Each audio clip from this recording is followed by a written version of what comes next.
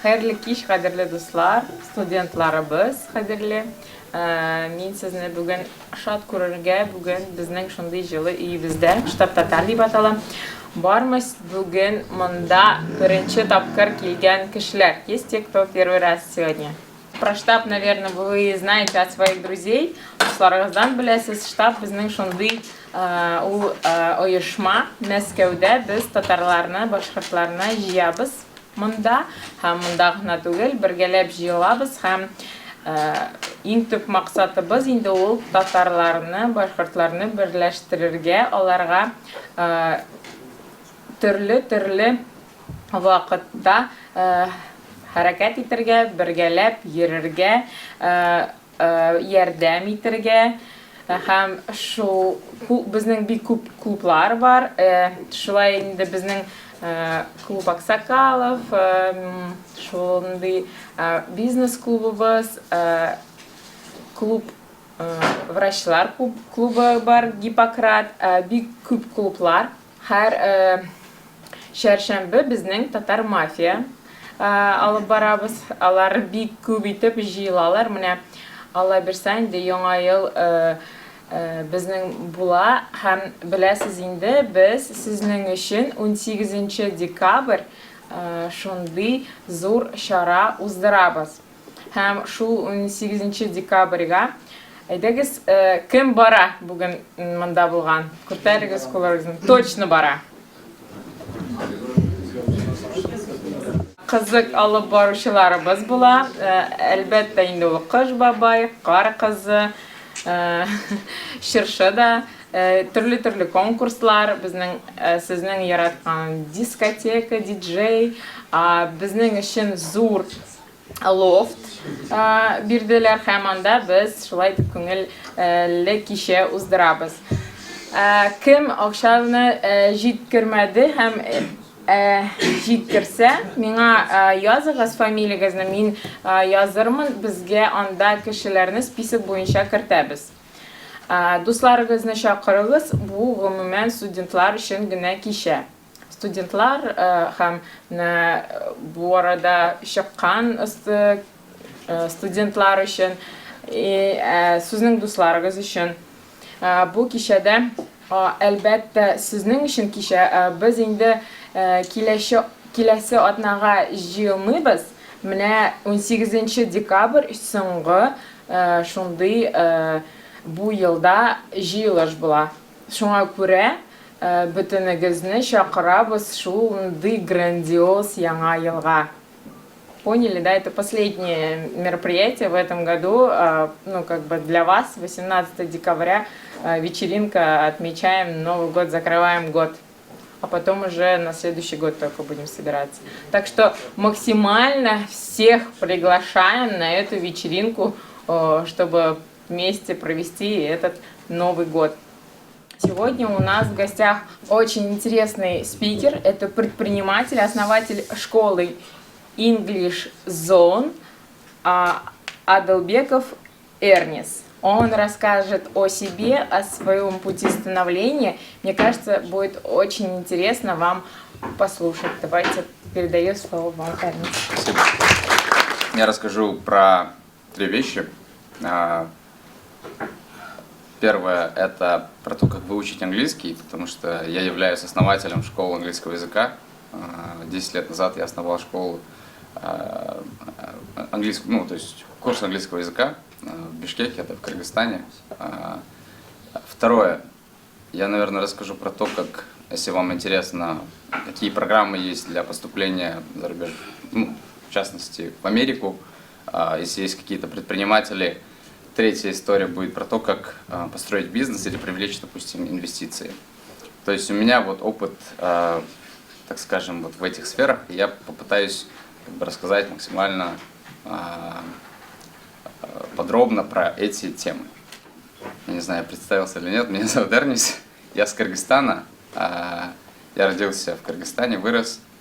Но когда мне было, получается, 8 лет, я с родителями уехали в Штаты, я жил в Вашингтоне год, и тогда я выучил английский язык. Спустя, получается, в 20 лет я решил основать школу английского языка. Школа называется English Zone. Как думаете, почему? Ну, как-то можете перевести это на... Как?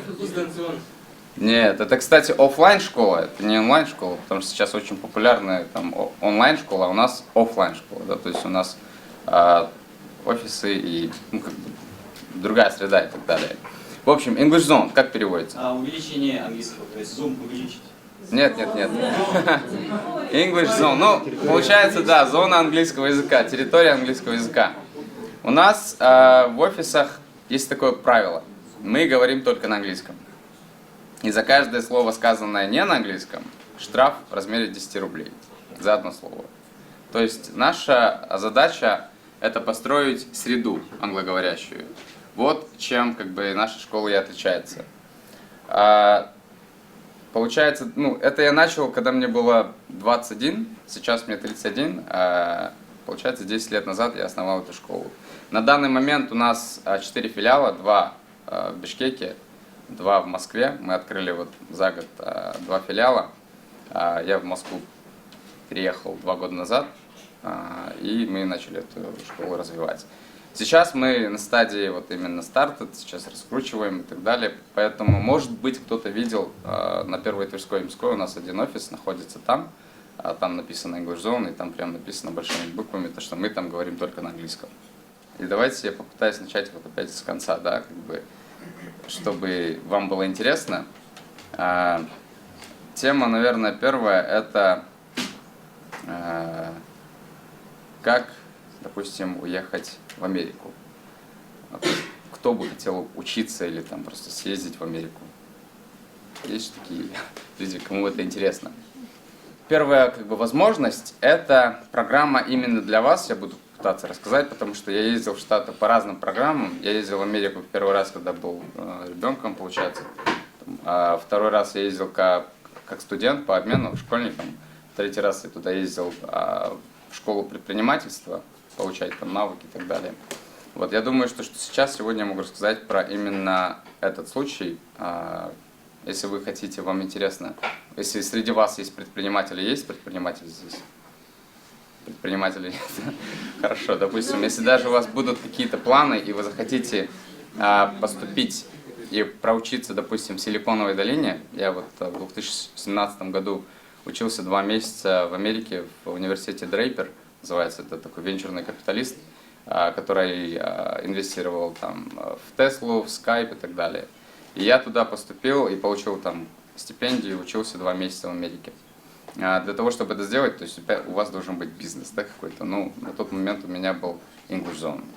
Так, хорошо, тогда я начну, наверное, больше про English Zone, потому что если среди вас нету каких-то предпринимателей, то тогда, возможно, как бы это не прям интересно. Но если потом, допустим, среди вас будут люди, которые на самом деле хотят, и у вас какие-то есть даже идеи, туда можно поступать на стадии идеи тоже. Но тогда сейчас немного расскажу про English Zone, чтобы было понятно. То есть это наша среда такая сейчас. На данный момент у нас 4 филиала, в районе 1000 студентов. На данный момент мы инвестировали в этот бизнес в общей сложности в районе $700 000. Большая часть этих денег мы инвестировали, получается, в Москву.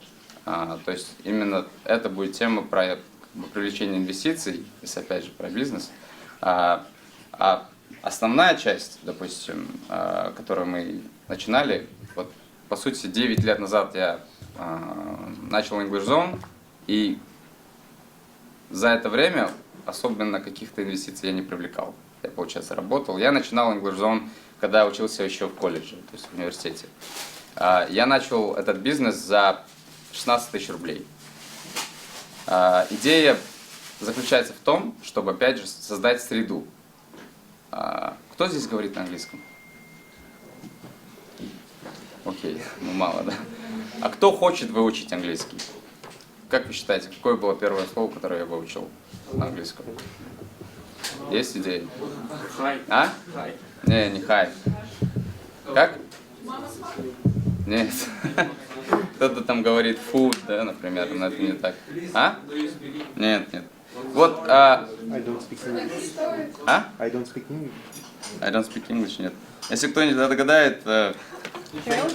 Как? Help? Нет, я куплю кофе.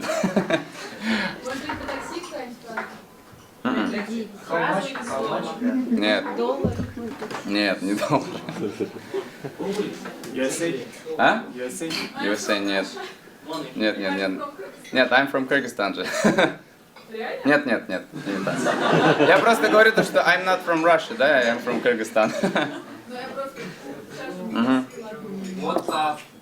Нет. Нет. Нет. И не матершинные слова тоже, потому что вы, наверное, думаете вдруг. Ну, хорошо, подсказку. То есть, как вы думаете, это слово я выучил, потому что мне нужно было на самом деле выучить его. То есть я это слово и не хотел, это я не учил по книжке, мне никто не говорил, вот такое слово есть. Одно слово, да. То есть первое слово, которое я выучил на английском. Как? Что это? Нет. Нет, у меня там, слава богу. А? Sorry. Не sorry. Не, на sorry как-то было тогда... Please. Нет. То есть я вот даю, да, то есть самое нужное слово. Ну хорошо, сдаетесь? Ну еще подсказку, хорошо, а? Существительное или глагол, что это? Существительное, да. Это адрес может быть? Нет. Ну, хорошо, давайте я расскажу и потом попытайтесь отгадать. Я, получается, как прилетели, на второй же день после того, как мы прилетаем в Америку, папа меня везет в американскую школу, оставляет там, и я сижу на уроке. И в этот момент, то есть, что-то случилось, да, в общем? А? Help? Ну, теплее, может. Помощь. Нет. Фразы или То есть я не знал ни одного слова, вот я сижу там среди американских детей, учителя, я сижу в классе и не могу, вот мне, кто сказал? Туалет? Да.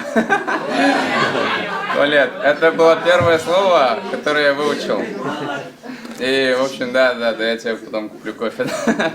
В общем, как это случилось, я вот сижу в классе, мне очень сильно захотелось в туалет. Я не знал, как отпроситься.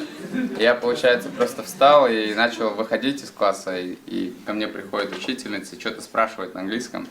Я пытаюсь это ей объяснить, что-то на кыргызском ей говорю, там, что туалет. Она не понимает, и я такой, в конце, я уже не знал, такой, он так начал показывать, и она сказала, тогда она сказала, типа, restroom. Типа туалет, вот restroom на английском, они говорят restroom, да, не toilet. Я такой, да, типа, ну, вы меня поняли, и я шел как бы в туалет и про себя повторял это слово, restroom, чтобы каждый раз так не показывать, да. И вот, это было первое слово, которое я выучил на английском. И о чем это говорит, да, то есть сейчас, как учат английский или вообще иностранные языки в школах, и как учится на самом деле язык, естественным способом, да, то есть даже мы свой родной язык, по сути, мы выучили как? Не по книжке, не по грамматике, правильно? Когда ребенок начинает учить свой родной язык, он начинает с простых слов, мама, папа и так далее дальше, да, и потом начинает связывать эти слова, начинает строить предложения, и к тому времени, когда вы идете в школу, вы уже, в принципе, ну, все дети уже говорят на своих родных языках уже свободно, правильно? И это достаточно интересно, потому что второй наш свой, то есть родной язык мы учим по одному методу, а иностранные языки мы начинаем учить совсем по-другому. То есть начинаем открывать книжки, начинается там present simple, present continuous и так далее. И все это выглядит как, по сути, математика и какие-то формулы. Почему я это говорю? После того, как я вернулся в Кыргызстан, я учился в школе. Через 10 лет я поехал в Америку по программе Rotary Youth Exchange. Вот если у вас есть братишки, сестренки и так далее, можете записать. Это классная программа. Ну, как Flex. Я думаю, что эта программа существует здесь, в России тоже, но точно не могу сказать. Называется Rotary Youth Exchange, и по этой программе можно бесплатно в Америку на год поехать учиться. То есть там сдаешь простой тест по английскому. Английский надо не обязательно хорошо знать. И всего лишь надо заплатить за билет туда и обратно в Америку. Все остальное, стипендия выдается, ты живешь в американской семье и так далее, и учишься в американской школе. И вот я по этой программе, когда мне было 17-18 лет, ездил, вернулся, поступил в университет. Я учился в университете на политолога. И мне стало скучно, через 2 года уже мне захотелось что-то делать. Я начал искать работу. И тогда нашел работу преподавателя английского языка. Прихожу, они мне дают книжку, говорят, вот смотри, по этой книге тебе надо будет преподавать английский. Не открываю, я сам не понимаю все эти правила, да, на самом деле. То есть, хотя я говорю и знаю, как правильно говорить, но понимаю, я такой gerundy, какие-то там present continuous и так далее. Я такой, я вот это все не понимаю, отодвигаю книжку и, короче, по своей методике начинаю преподавать. То есть я говорю, первое правило в своей группе говорю, ребята, мы будем говорить только на английском. Практика это самое главное, да? То есть язык это навык, это не что-то там, типа научное, что-то надо изучать. И будем практиковать. Второе, будем петь песни, актерское мастерство, будем смотреть фильмы. И таким образом будем учить английский. Когда я начал это делать, потом администрация ко мне пришли и говорят, слушай, ты, короче, сидишь в классе и все время просто смотришь фильмы, и вы там поете песни, и такое ощущение, вы ничему не учитесь. Почему вы не открываете книги, не учите вот эти грамматические правила? Я говорю, я так не могу. В общем, они меня увольняют, и я такой, хорошо. И решил свою школу, получается, открыть. У меня последняя зарплата была, вот я говорил, 16 тысяч рублей. За 15 тысяч, ну, примерно, да, то есть за 15 тысяч рублей я снял маленькую комнату в общежитии своего университета, и за 1000 сомов, то есть 1000 рублей примерно, я распечатал такие постеры, расклеил по автобусам, причем бесплатно, и, короче, начал свой бизнес на эти деньги. Через где-то месяц у меня было 3 студента, потом через 4 месяца было уже 10, потом 5-й месяц. Ну, сколько, думаете, было студентов? 100. 25 человек. Нет, это тоже, кстати, часто не могут отгадать. Остался 1 студент. То есть мы всегда смотрим, когда на бизнес какой-то, любой, да, вот, любой успешный бизнес, он начинается вначале хорошо, а потом идет спад. И не всегда все бизнесы, то есть, растут линейно в плане этого. Но я продолжил и учился, получается, преподавал только одной группе, там у меня было 5 студентов, через год я заканчивал университет уже. К этому времени мне нужно было решать, что я буду делать своей жизнью. Типа я буду либо учиться, там, на магистратуру поступить, либо найти работу по своей специальности, то есть я политолог. Мне это было вообще неинтересно, я это понял на 2-м курсе. Либо вот продолжить English Zone. А English Zone это был мой просто как бы хобби-проект.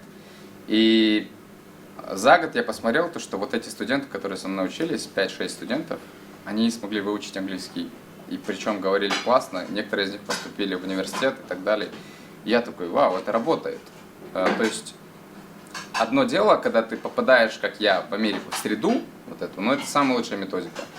А второе, когда ты эту среду создаешь искусственным способом. И выяснилось, что это все работает.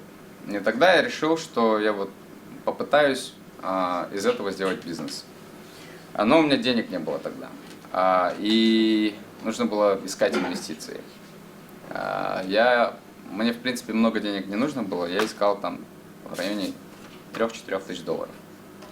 Их у меня не было. И я решил, у нас есть разные бизнесмены в Кыргызстане, и они доступны, в принципе. То есть я нашел одного, позвонил ему, говорю, вот у меня есть классная идея, уделите мне 10-15 минут. Он говорит, хорошо, ну я тебе перезвоню. И я подумал, что он, как и все остальные, типа, просто так отказался. А потом, на самом деле, он вечером перезванивает, говорит, слушай, я вот сижу в одном кафе, можешь подойти, а через 10 минут сможешь? Я говорю, смогу. И у меня, на самом деле, за 10 минут я бы не успел, но я такой, хорошо, и побежал. Не на автобусе, не на такси и так далее. Побежал, прибежал, сел с ним и говорю, что начал рассказывать про свою идею, то, что я хочу вот такую классную школу построить, где будет не только уроки английского, но будут уроки, то есть дети будут учить английский через песни, фильмы, и самое главное, мы будем создавать среду. Он очень много разных вопросов спрашивал, на которые я не мог ответить, потом спрашивает, бизнес-план есть, бюджет, всего у меня не было на самом деле. То есть я учился на политолога и в бизнесе вообще не разбирался, писать бизнес-планы я не умел. Но я рассказал ему то, что вот у меня есть такое видение, и показал ему видео, которое я создал. Мне нравится 3D-моделирование, я с детства увлекался этим. Выяснилось, что это ему больше всего понравилось. То есть он мне сказал, что я понимал, что не понимаешь бизнеса, но у тебя было какое-то видение. И он сказал, я оцениваю вот твою компанию в $10 000. Кто-нибудь знает, как вообще привлекаются инвестиции, как это все делается? Я не знал, да, как все это делается. Я прихожу и говорю, ну, скорее всего, это 50 на 50 делается. Типа, вы мне даете деньги, я вообще не понимал, как это потом вернуть. Я думал, что как возвращаешь деньги, потом, типа, ну все, на этом. На самом деле оказалось, что так. Он сказал, вот представь, что твоя компания это как один торт, и я этот торт оцениваю в $10 000. Он мне говорит, я готов при этом у тебя купить 10% твоей компании, то есть за $1000, но $1000 я тебе не дам, я тебе просто буду советовать. То есть оцениваю свою помощь в $1000. Я ему говорю, так не пойдет, потому что мне нужны деньги, и мне важно, чтобы вы были заинтересованы, и у вас был какой-то риск потерять деньги, тогда будет заинтересованность. И я ему сделал встречное предложение, и я тогда понял про важность встречного предложения. Часто, когда что-то предлагают, но мы всегда говорим нет, да? А всегда можно свои условия поставить. Я вот тогда сказал, хорошо, я согласен с оценкой в $10 000, я тогда продам 30% за $3000, но мне нужны ваши деньги, не только советы. Ну и советы, да, как бы. Он сказал, хорошо, я привлек эти деньги, открыл, получается, заново свои курсы, снял комнату, ну, где-то 35 квадратов, это, наверное, половина этой комнаты, и обратно начал свой бизнес. Потом у меня уже за 3 месяца набрал 50 студентов, потом через какое-то время нужно было уже снимать другой офис, я снял офис намного больше, там уже 200-300, в общем, и дальше больше, да, в общем. И так прошло где-то, наверное, 7 лет, 7-8 лет, и мы росли органически. То есть мы в English.Zone вкладывали деньги, мы росли, и когда у нас было 1000 студентов, то есть я тогда подумал, что мне захотелось расти дальше. Но проблема в том, что Бишкек, на самом деле большой город для Кыргызстана, но как бы это все, да, то есть по сути я начал открывать филиалы там в регионах и так далее, и понял, что у нас уже потенциал и рост, он на каком-то этапе остановится. Мы не сможем открывать 20 English.Zone, 30 English.Zone. И тогда я решил ну, как бы найти инвесторов, опять же, для продвижения и открытия English.Zone уже в другой стране. И у меня были разные выборы, там, это Алматы, Казахстан, ну или Москва. Я выбрал Москву. Выбрал Москву, потому что рынок, да, большой, тут 15 миллионов населения, и как бы, я понимаю, что фундамент здесь хороший для того, чтобы на самом деле построить достаточно такую большую школу, сеть школ, да, и поэтому сегодня я нахожусь в Москве. Я могу сказать, что всего бы этого, наверное, не произошло, если бы я не жил в Америке, не пробовал бы программы как Draper University, или там не подавал бы на какие-то курсы. Ну и в целом, что я могу сказать, это то, что иногда оказывается то, что мы сами планируем, не всегда лучше, чем то, что запланировано за тебя, да, там, допустим, жизнью там иногда. И как бы это, скорее всего, про бизнес и про то, как я, так скажем, развивался. Сейчас на данном этапе мы планируем дальше расти. Мы открылись в Москве всего лишь год назад. Я вот очень сильно хотел, там, я думал, проектор будет и так далее, но не подготовил, честно говоря, презентацию. Но у нас очень классное пространство. У нас вот есть филиал на Кузнецком мосту. Я вот оттуда сейчас приехал. Там у нас офис, наверное, я не знаю, здесь сколько квадратов? Ну, у нас там 330 квадратов, такое помещение, и это тоже такая там домашняя атмосфера. У нас вот такая комната есть, которая называется Hangout Zone, потому что English Zone это не просто курсы, куда ты приходишь на уроки, учишь английский, потом уходишь. Это, по сути, ты погружаешься в эту среду, и за счет того, что ты делаешь, там, поешь песни, играешь в мафию на английском, смотришь фильмы, за счет практики начинаешь учить английский. И я вообще приглашаю всех вас как бы посетить наши курсы, просто посмотреть первый день можно просто прийти бесплатно посмотреть на все наши ивенты. Кроме уроков мы проводим очень много разных мероприятий, как караоке найтс, там, опять же, вот, мафия и так далее. И все это происходит на английском. И все это очень строго делается только на английском. То есть у нас вот это правило очень строгое, да, что мы говорим только на английском. Вот, как-то, наверное, так. Я думаю, что можно перейти лучше на вопрос-ответы, потому что в общей сложности я, как бы, наверное, затронул все разные темы. Не пробовали развиваться как франчайзи? У нас можно открывать English Zone, по сути, везде, да. То есть мне, кстати, предлагали вот недавно и в Казани открыть, да, говорят, вот, откройте там, это большой город, тоже интересно будет и так далее. У нас тоже очень много учеников, которые приходят и говорят, открывайте там и так далее. Но это будет франчайзинг, да, в какой-то момент. Но сейчас на данный момент, мы не предлагаем, то есть мы не продаем франчайзинг пока что, потому что мы готовим все это, весь пакет, и когда будем готовы, мы будем очень агрессивно расти и развиваться дальше. Я думаю, что это будет уже возможно в течение 1,5 года вот так. Потому что сейчас у нас 2 филиала, мы за год открыли 2 филиала, планируем еще открывать. В следующем году там 2-3 филиала здесь в Москве. И как научимся, получается, сразу работать там. У нас в Кыргызстане, кстати, было больше филиалов, какие-то я просто закрыл, потому что они были в регионах, да, как управлять это было тяжело. А сейчас мы будем открывать в Москве там где-то на следующий год 5-6, в общем, филиалов. У нас есть разные студенты, у нас есть разные уровни. У нас, кстати, вот есть студенты, которые приходят и готовятся. Мы помогаем с поступлением в Америку, разные программы, там, советуем, рассказываем. Вот только вчера у нас было мероприятие, где мы рассказывали про разные программы на поступление в Америку, как можно уехать на разные университеты. Причем у нас много студентов, которые поступают и поступили в Америку, учатся там бесплатно некоторые, да, и так далее. И поэтому, то есть мы делимся опытом, они делятся опытом, и так мы пытаемся, чтобы друг друга мотивировали и так далее. Я в 2017 году, это, кстати, университет, называется Draper University, кому интересно, можете пробить в гугле и подать. Отбирают туда предпринимателей, у которых есть какие-то идеи, которые могут... Подобие стартапов? Да, то есть, но ваш продукт или сервис, он должен быть таким, который может стать глобальным, да, бизнесом.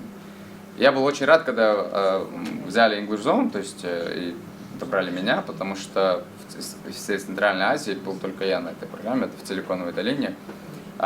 И при этом, то есть я получил какую-то скидку, потому что программа тогда стоила $9000 за 2 месяца, там $4000 заплатил. А при этом в Силиконовой долине, это, то есть вы попадаете в среду предпринимателей, там где-то 60 разных предпринимателей из разных отраслей, которых отбирают с разных стран. И это было, вот, кстати, в 2017 году, я тогда впервые там узнал про биткоин и про технологии, блокчейн и так далее. И все ребята там тогда, вот сейчас же все говорят, там надо инвестировать в криптовалюты и так далее. А тогда вот там ребята уже вот все говорили, инвестировать надо в биткоин. И сам Дрейпер, вот этот Тим Дрейпер, основатель этой школы, он в 2000 каком-то году, оказывается, купил 40 тысяч биткоинов, каждый по $300. То есть вы понимаете, да, какие у него огромные инвестиции. То есть он 40 тысяч биткоинов купил по $300 каждый. А сейчас я не знаю, он живет там. То есть он сам по себе, нет, он не продал, кстати, потому что он прогнозирует, что в 2025 году, что биткоин будет стоить, допустим, там порядка $300 тысяч. То есть, и когда я вот сталкивался с этим человеком, общался видел, что этот человек инвестировал и так далее, я сам тогда начал понимать и начал изучать эту криптовалюту и так далее. То есть я тогда уже узнал про биткоин и так далее.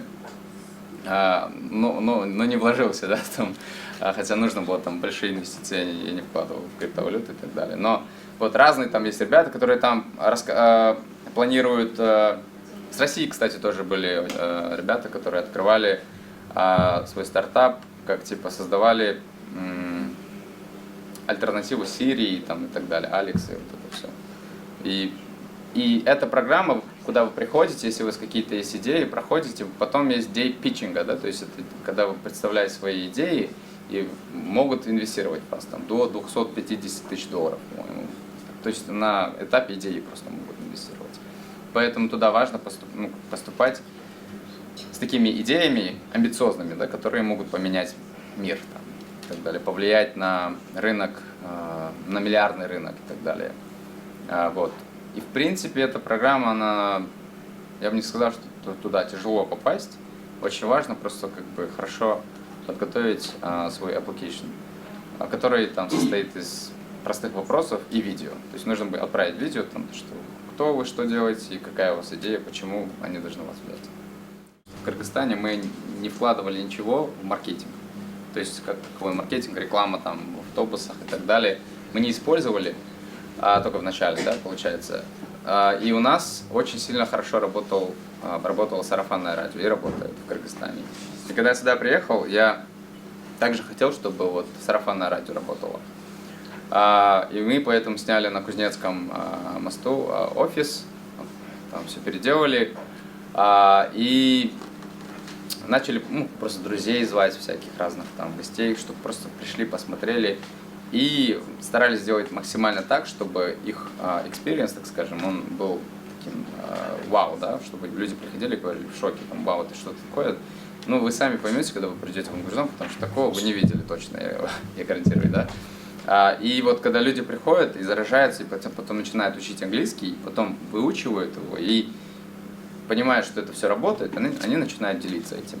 Это первое, то есть это в то, что я всегда вкладываю максимальное усилие, потому что таким образом ты на самом деле помогаешь людям. Во-первых, то есть ты не покупаешь себе клиентов, потом обратно уходят там и так далее, да. Я понимаю, что это занимает больше времени, но это первая ставка. Второе – это локация. Мы недавно сняли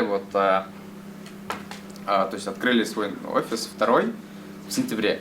Он находится на Первой Тверской Мирской. На первом этаже с витриной открыто, и это дорогой офис, но при этом он привлекает, да, то есть клиентов. И сейчас наши новые клиенты, там 80% из них приходят, потому что вот просто мимо идут, читают надпись, что там только на английском говорим, заходят, начинают спрашивать, что это за место, и мы начинаем рассказывать, проводить тур, и таким образом мы привлекаем клиентов. Это то, что вот хорошо работает. Ну, еще есть, конечно, там Инстаграм, да. Инстаграм, ну, с Инстаграмом у нас есть конкретные, именно у нас есть вызовы, потому что у нас такой специфичный бизнес и курсы, которые отличаются очень сильно от других курсов. Да? То есть, когда ты что-то новое придумываешь и маркету рассказываешь, что вот такой продукт, люди спрашивают, а что это? И ты им говоришь, это курсы. С одной стороны, мы курс английского языка, то есть люди приходят для того, чтобы выучить английский. Но с другой стороны, мы совсем не похожи на остальные курсы английского языка. Площадка курса. Да, и поэтому, то есть это, так скажем, identity, да, чтобы люди понимали, кто мы должны суметь это рассказать. В Инстаграме это немного тяжело, но мы сейчас над этим работаем, например. Четвертое, это мы вот сейчас такой проект запускаем, мы хотим поработать с блогерами и так далее. Ну, вот маркетинговые такие, это уже больше традиционные, так скажем. Мы хотели с этим Птушкиным поработать, и писали, а у него, оказывается, там конкретная уже договоренность с какими-то курсами, и он не может ни с кем больше работать. Окей. Ну, то есть нам важно, чтобы этот человек был не просто там популярный блогер, но чтобы этот человек понимал, по ценностям был похож на нас более-менее, да. Я прилетел в Москву почти 2 года назад, и я вообще даже, честно говоря, и не планировал. Я планировал открываться в Алмате, но мне поступило предложение, от которого я не смог отказаться, да. И мы с партнером решили в Москву вложиться, открывать здесь. Я прилетаю сюда, это было в 2020 году, в феврале я прилетел в Москву, 3-й раз. Я здесь только был 2 раза по неделе, там по неделе, по 2 недели. И я прилетел, открыл, снял офис, то есть, ну, офис для того, чтобы самому поработать и так далее. А потом самоизоляция, локдаун. В общем, вот пришлось мне просто ждать, пока обратно все откроется. Когда обратно все открылось, мы начали искать офис, потом сняли офис, это было все во время вот этой пандемии и так далее. И начали делать ремонт. Ну, как бы мы понимаем, да, что с моим партнером, что пандемия это все-таки это временное. То есть, конечно, это длится долго, даже сейчас, да, мы не можем сказать, что пандемии нет. Ну, Но сейчас мы уже привыкаем с этим жить. И да, это тяжело, потому что вот в ноябре только, например, локдаун был там на неделю, да. Когда мы начали прям хорошо расти в октябре, потому что у нас были, ну, по сути, были рекордные для нас продажи, но за счет того, что локдаун опять как бы ниже, и там ноябрь обратно, приходится там с людьми работать, с командой. То есть есть свои вызовы, но мы это делаем в долгую, да, то есть мы сейчас даже не зарабатываем денег. То есть я не могу сказать, что у нас бизнес приносит прибыль, потому что настолько затраты. Но это понятно, то есть это мы и не планировали, да, то есть быстрые деньги, но мы строим сейчас бренд, мы строим сейчас бизнес, и мы строим сеть. И это все строится очень достаточно долго. Поэтому, как бы, да, есть вот эти вызовы, но как бы, с этим приходится просто жить. Можете найти вот в Инстаграме Izone Moscow и посмотреть на наш логотип. Izone там и Moscow получается. Это след. Ну, кто-то просто говорит, что это за нога, что это ступни, это магазин там обуви или что. На самом деле, все вы нашли, да? Да, здорово, да, классно. Что значит логотип? Мы считаем то, что наша миссия наших курсов – это помочь людям раскрыть свои таланты и реализовать свой потенциал. Мы верим в то, что каждый человек приходит в этот мир, чтобы оставить за собой след. И поэтому, то есть английский мы преподаем не потому, что считаем, что это классный язык и так далее. Это на самом деле просто инструмент. Тот, кто знает английский, у него есть ключ, да, универсальный. И поэтому как бы, вот этот след является нашим логотипом, потому что мы верим в то, что мы сами тоже считаем, что мы хотим оставить за собой след какой-то, да? То есть что-то поменять в мире, что сделать этот мир немного лучше. И в этом плане это искренне, почему мы на самом деле делаем свой бизнес. То есть я не делаю этот бизнес, потому что хочу заработать миллионы. Да? Я хочу заработать миллионы, чтобы строить эти школы. Да? Это то, что мне дает удовольствие. То есть от самого бизнеса я получаю удовольствие от того, что я делаю каждый день. И поэтому как бы, наш логотип и след. Это связано с тем, что мы считаем, что надо делать то, что ты любишь. Да? Когда я учился в университете, на первом курсе я получил работу. И получил работу переводчика. И я помню, как мне эта работа не нравилась. Я сидел и переводил текст с английского на русский, или наоборот. И в какой-то момент мне просто так это было, я не знаю, я почувствовал, насколько это все больно было, да. И при этом я был студентом, мне особо деньги не нужны были. Я помню, что там типа за час я должен был получить 500 рублей. Я 3 часа сидел, это делал и заработал 1500 рублей. А потом себе задаю вопрос, и что теперь я буду делать с этими деньгами? Я делал то, что особо меня не делало лучше, во-первых, даже, да, то есть я не совершенствовался, делая эту работу, это была такая рутинная, простая работа, которая просто поглощала время и энергию. Я тогда как бы себя написал, сделал себе как бы такое замечание, и написал на бумажке обещание, что если мне что-то не нравится, если я не готов что-то делать бесплатно, то я это и не буду делать ни за какие деньги тоже. И с того момента я вот пытался всегда делать то, что мне нравится, то, что я люблю. И очень интересно, что когда ты начинаешь делать именно то, что тебе нравится, то, что ты любишь, деньги сами потом к тебе притягиваются. Да? То есть ты, наоборот, притягиваешь деньги, чем пытаешься их заработать. И в этом плане мы всегда говорим нашим студентам, чтобы они делали то, что любили, то, что любят. И в этом плане всегда пытаемся сдать студентам то, что им интересно. А не просто приходите там на уроках, сидите, какие-то переводы делаете, да? Даже так не выучите. Кто-то любит петь, они учат английский через песни. Кто-то любит смотреть фильмы, кто-то любит писать, кто-то любит просто разговаривать, да, на какие-то разные темы. Мы все это пытаемся как бы нашим студентам дать. И за счет этого, в конце концов, они достигают, да, своих целей и учат английский, и уезжают в Америку и так далее. Мы не языковые курсы, да? То есть в English Zone вы не будете учить английский, именно открывать и говорить, о, это слово, это значит, то значит. Вы приходите и начинаете учить, что это, например, вы учитесь писать сочинения, допустим, если у вас достаточно хороший уровень. Вы учитесь презентации делать, да? То есть у нас есть какие-то классы, когда мы студентам говорим, ваша задача привлечь инвестиции в $10 000. Какие идеи придумываете, давайте там представлять свои идеи. Потом они начинают это все делать. То есть английский это просто инструмент. И английский, почему английский? Потому что это глобальный язык, это тот язык, на котором, скорее всего, весь мир будет говорить, и уже почти говорит. Да? То есть это будет, скорее всего, единственный язык, на котором будет говорить весь мир, даже там Китай и так далее. Поэтому мы делаем упор именно на английский. А если мы начнем там другие, то есть мы будем больше открывать курсы. Мы, кстати, открываем курсы по актерскому мастерству, программирование, робототехника. И такие курсы мы открываем в English Zone, потому что это намного нам интереснее тоже. И все это делается на английском. То есть вы приходите, у нас есть разные ивенты, даже есть, когда мы просто готовим, cooking classes, да? Приходите там на ивентах, готовите и учитесь английскому. То есть вы делаете там cut или chop и так далее. Такие слова учите в процессе того, как вы делаете то, что вам нравится. Поэтому только английский, да.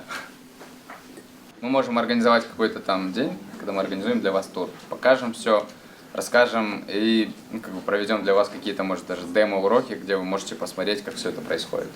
Очень здорово Эрнест сказал, что язык и даже родной язык, да, и надо обязательно изучать, знать, и в любом случае это развивает мозги, когда вы, например, сегодня, вот мы же все татары, да, башкиры, мы призываем максимально всех разговаривать на татарском языке, чтобы вы не забывали свой родной язык. Когда вы изучаете другие языки, вам это легче дается, когда у вас уже ваш мозг знает порядка там минимум 2 языков, да, свой родной язык нам татарский, тот язык, который мы в России употребляем всегда, русский язык, а когда вы еще изучаете другие языки, вам это сдается легче. Например, английский уже кто знает хорошо, следующий язык изучать он тоже будет уже легче даваться, правильно? Да? Ну да, вообще в целом часто так бывает. Да, из-за этого давайте тоже родной язык свой не забывать, разговаривать на татарском языке.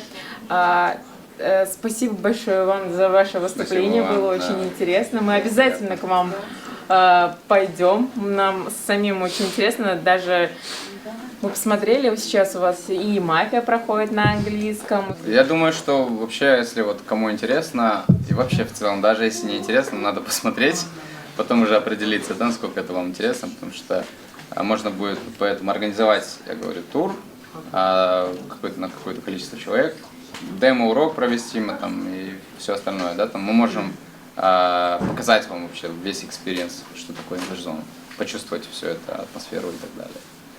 Поэтому это обязательно. Да. Все. Спасибо большое, Спасибо Рахман. вам. Давайте Спасибо поаплодируем.